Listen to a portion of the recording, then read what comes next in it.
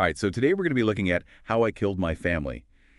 And more specifically, we're going to be kind of dissecting that first chapter to see what makes it so interesting, what makes this story really tick. It's like getting a sneak peek before you actually commit to reading the entire book, kind of like a little taste test, you know? Oh, I love that analogy. And it's true, the first chapter is so important. It's the author's one chance to really grab the reader Yeah, and make you really want to find out what's going to happen next. absolutely. So let's meet our main character. His name is Kenny, and he's a successful author. And he's returning back to his roots in Alabama after years of being away.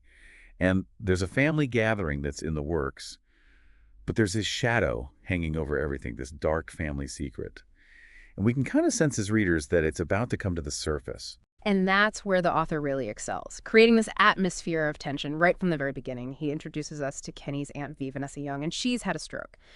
And she's being cared for by her daughter, Sarah. But Aunt V and her kids are noticeably absent from this gathering, and it instantly kind of sets off alarm bells for the reader. You know what's going on there. What's with the distance? The way the author describes Kenny's arrival is just brilliant. You can practically feel the humidity, that Alabama heat as he steps off the plane.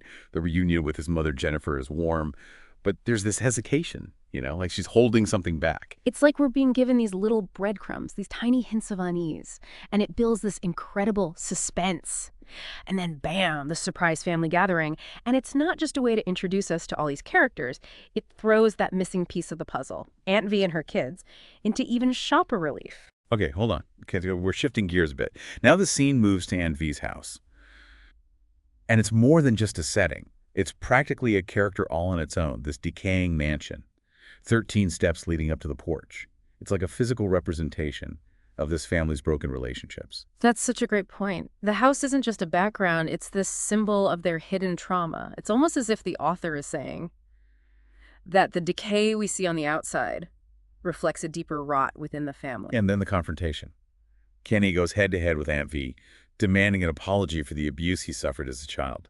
The tension in that scene is so thick you could cut it with a knife. This is where we really see the author's skill. With character development, Kenny's accusations are raw, full of pain, years of suppressed anger. And Aunt V's response, her refusal to apologize, it reveals the stubborn pride, which hints at a deeply ingrained sense of denial. It's like a power struggle that exposes the wounds of the past and really sets the stage for everything that's to come. And then Aunt V dies, just like that. But the way the author handles her death, it's masterful. It's not just some random plot twist. It throws gasoline on an already burning fire of family secrets. And Kenny's words at the funeral, something about rejoicing and knowing where she is, it gives me chills. It leaves you with this unsettled feeling, like he might be involved somehow. Right. It's such a good example of foreshadowing. Yeah. And ambiguity to keep us on the edge of our seats. Kenny's words could be interpreted in so many ways: grief, anger, maybe even a twisted sense of justice. And it's that uncertainty that makes you want to keep reading, to uncover the truth. Okay, but before we get too caught up in the mystery, let's go back to those missing family members. We get introduced to Kenny's cousin Trey, and let's just say their past is anything but pleasant. And this is where the author really starts digging into the complexities of family relationships and the really devastating impact of abuse. We find out that Trey sexually abused Kenny when they were children, and it's a revelation that really hits you hard. The author doesn't shy away from the rawness of it all, and it forces us as readers to confront the reality of childhood trauma. And it's not just Trey who was involved. We find out that Aunt V knew about it, and she chose to protect her son. Instead of her nephew. It's a betrayal that cuts so deep and just adds another layer to Kenny's pain. Absolutely. Aunt V's role is particularly disturbing because she represents a failure of the adult world to protect a vulnerable child. Her silence, her denial, it perpetuates the cycle of abuse and leaves Kenny feeling completely isolated and betrayed by the people who should have protected him. And it's so clear that this betrayal has deeply affected Kenny. He talks about feeling like his childhood was stolen, like he never even had a chance to be a kid. You can feel that sense of loss and powerlessness in his words. That's the thing about abuse. It robs you of your sense of self. Kenny's journey back home isn't just about confronting his abuser. It's about reclaiming his past, trying to put the pieces back together. But there's another character whose story is really heartbreaking. Sarah, Aunt V's daughter. She witnessed the abuse, but she was threatened into silence by her own mother. So she's trapped in this web of family secrets and becomes a victim herself. Sarah's character is so important because she represents that ripple effect of abuse. You know how it can poison a whole family? Her struggles with addiction and her difficult relationship with her mom suggest that she, too, is dealing with the consequences of their family's It's past. like everyone in this family Yeah. is caught in this destructive cycle of secrets and silence. Exactly. And that's what makes this book so compelling. It's not a simple story of good versus evil. It's a really nuanced exploration of human behavior, the choices we make, and how our past shapes our present. The chapter ends with Kenny confronting Trey, demanding an apology. And the tension in this scene is insane. Kenny acknowledges that Aunt V is dead, and then says this chilling line, something about Trey being next. Talk about a cliffhanger. That ending is amazing. It leaves you hanging with all this uncertainty and dread. Like, is Kenny threatening Trey? Is he planning revenge? Or is something else going on entirely?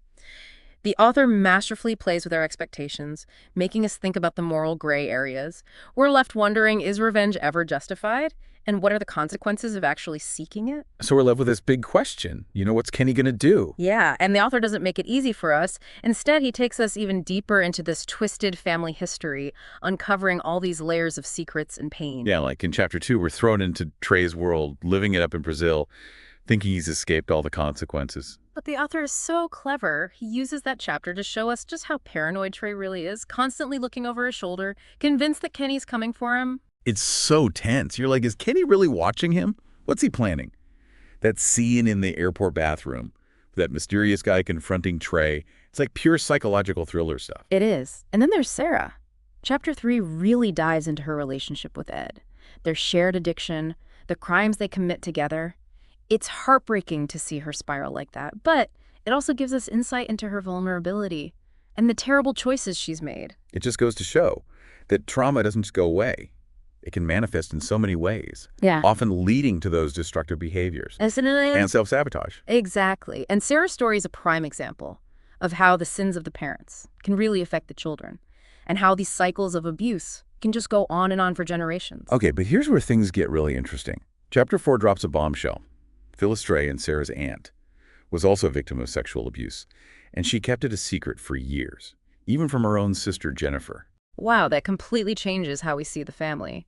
You suddenly realize how deep this trauma goes, how secrets and silence have been poisoning them for decades. Phyllis not wanting to confront her own past.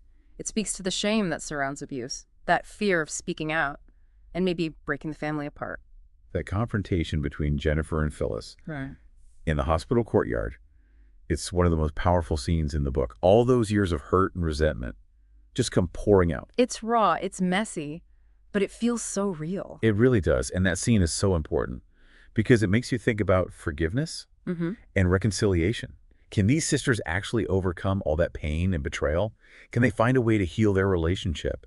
The author leaves us with those questions, showing us that the road to healing is never easy. That's so true. And then in chapter 5, Trey comes back from Brazil, only to find out that Sarah is in a coma, but he's not worried about his sister. He's more concerned about protecting himself, about staying in control. It's just awful. Yeah, you see his true colors there. He's manipulative, self-centered, Right. totally incapable of empathy. His only motivation is self-preservation, not love or concern for Sarah. Nope, not at all. And then, just when you think it can't get any worse, the police arrest Trey for sexual assault. It's like this moment of justice, but it also brings up all these questions about accountability and the long road to healing for survivors. Absolutely. The arrest is definitely a turning point.